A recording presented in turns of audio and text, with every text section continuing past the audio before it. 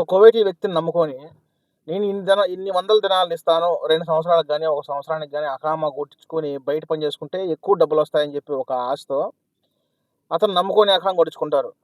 ఇలా కొన్ని రోజుల తర్వాత హాయ్, హలో, నమస్తే అండి. Welcome back to our video. SVKD vlogs YouTube channel subscribe చేసుకోండి. అలాగే పక్కన ఉన్న గంట సింబల్ కూడా యాక్టివేట్ చేసుకోండి. ఇప్పుడు వీడియోలోకెళ్తే మన వాళ్ళు మన ఫ్యామిలీని చూసుకోవాలని చెప్పి ఆశతో ఎంతైనా పర్వాలేదు 150 గాని, 200 గాని, 300 గాని ఎంతైనా సరే టికెట్ తీసేసుకొని మన ఫ్యామిలీని చూడాలనే ఆశతో తీరా ఎయిర్‌పోర్ట్‌కెళ్తే అక్కడ చూస్తే షాక్ అనమాట. ఇమ్మిగ్రేషన్‌లో. అసలు మ్యాటర్‌లోకొస్తే కొంతమంది ఇళ్లల్లో కొన్ని సంవత్సరాలుగా పనిచేసి జీతం సరిపోక ఇది కాదు మన లైఫు, బయట పని చేసుకుంటే ఇంకా ఎక్కువ వస్తది అని చెప్పి ఒక ఆశతో ఎవరైనా అంతే గదా!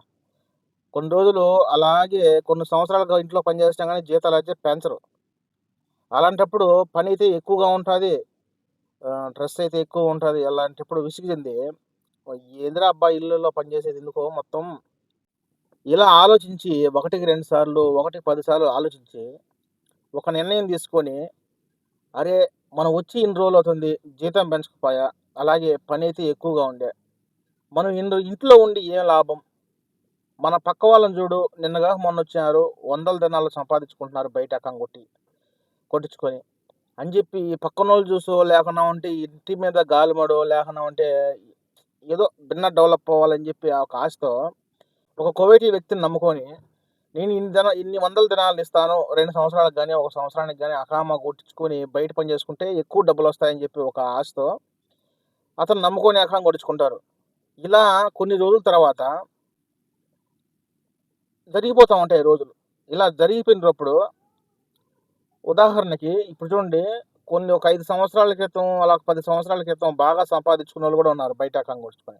5 సంవత్సరాల కన్నా 10 సంవత్సరాల క్రితం అకామా కొట్టించుకొని, బయట అకామా కొట్టించుకొని సంపాదించినోళ్ళు ఎక్కువ డెవలప్ అయినారు. ఎందుకంటే ఏ దేశాల్లో గాని ఎలాంటి అల్లకల్లోలాలు లేవు. ఒక 5 సంవత్సరాల క్రితం కరోనా వచ్చింది. అలా కరోనా వచ్చినప్పుడు ఈళ్ళకి ఇదే విధంగా ఫ్లైట్లు బంద్ చేసుకొని ఎంత ఇబ్బంది పడినారో మీరందరూ చూసే ఉంటారు. ఒక 5, 6 సంవత్సరాలు బాగుంది. మళ్ళీ అయిపోయింది. సెట్ అయిపోయింది అనేటప్పటికి మళ్ళా ప్రపంచ యుద్ధం అయితే వచ్చేసిందనమాట. ఇలాంటప్పుడు డబ్బైతే సంక్షోభం అనేది ఏర్పడతది గదా! డబ్బు కొరత అనేది. కువైట్‌లో గూడా అన్నీ తక్కువ వచ్చేటి కూరగాయలు, ఎలాంటి సామాన్లైనా తక్కువగా వచ్చేటి పరిస్థితుల్లో గూడా యుద్ధం సమయంలో అమాంతం కూరగాయల రేట్లు గూడా అమాంతం పెరిగిపోయినాయి. ఒక పచ్చిమిరపకాయలు 2 దినాల 500 ఫిల్స్. మన ఇండియాలో లెక్క ఎంత దాదాపుగా 700 లెక్క. ఓకేనా? ఇలా కూరగాయల రేట్లు కూడా పెరిగిపోవడంతో కోటలకైతే కొంచెం ఆశ పుట్టిందనమాట. ఎవరైతే అకామా కొడతారో అందరూ గాదు, కొంతమందనమాట. కొంతమంది కువైటోళ్ళు చేసే పనులకు బాధపడుతున్నారు. ఎలా అంటే, ఇప్పుడు అకామా కొట్టించుకొని మనం ఇన్ని వందల దినాలైతే తీసుకొని కువైట్ అతనికి మనకు అకామా కొట్టాడు. నేనిప్పుడు ధైర్యంగా ఇంటికెళ్ళొచ్చు అని జెప్పి, మన ఫ్యామిలీని చూసుకోవాలి అని జెప్పి ఒక ఆశతో ఎంతైనా పర్వాలేదు టికెటు మనం చూసుకోవాలని జెప్పి ఆలోచనతో టికెట్ కొనేసుకొని తీరా ఎయిర్‌పోర్ట్‌కెళ్తే అక్కడ ఇమ్మిగ్రేషన్‌లో చూస్తే షాక్ అనమాట. అకామా లేదు. కట్టయిపోయిండారు చాలా వరకు చాలామంది. ఈ న్యూస్‌లు నాకు గూడా నిన్నగాక మొన్న నేను ఎయిర్‌పోర్ట్‌కి పోయినా. ఎయిర్‌పోర్ట్‌కి పోయి అక్కడ గూడా ఇద్దరు, ముగ్గురు అనుకుంటా ఉంటే ఇన్నా. డైరెక్ట్‌గా అయితే చూడలేదు. అనుకుంటా ఉంటే ఇన్నా.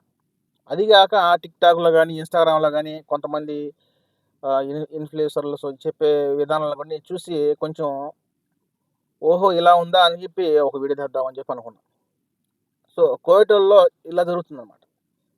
ఇలా తీసుకొని అక్కడికి పోయినాక అకామా అయితే కొట్టాడు గదా!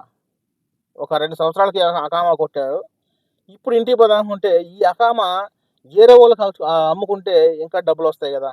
అని జెప్పి ఆలోచనతో ఈ అకామాలైతే కట్ చేస్తున్నారనమాట. ఇప్పుడు అకామా కొనుక్కున్న వ్యక్తి ఏం కావాలి? ఆ డబ్బులు ఏమి కావాలి? ఆ డబ్బులు రావు, అకామా రాదు. ఇంగ ఇమ్మిగ్రేషన్‌లో చూస్తే కట్ అయిపోయింటది. ఇంకా పోలీసోళ్ళు అదుపులో తీసుకోవడం ఉంటది. జీవితమే నాశనం అయిపాయే. ఇంగ ఏం చేస్తాం? ఏం చేయలేం. ఎందుకంటే డబ్బులు పడ్డ డబ్బులు పోయినాయి. ఇప్పుడు అకామా కట్ అయిపోయింది. ఇంగ ఏం చేస్తారు? అరెస్ట్ అవ్వడం తప్ప.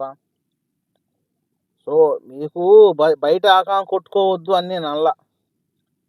బయట ఎవరైతే అకామా కొట్టించుకోవాలని చెప్పి ఆలోచనతో ఉన్నారో, మీకు పనులు కన్ఫామ్‌గా ఉంటే, అలాగే కోవిటోళ్ళు కూడా మంచోళ్ళుగా ఉంటే కొట్టించుకోండి.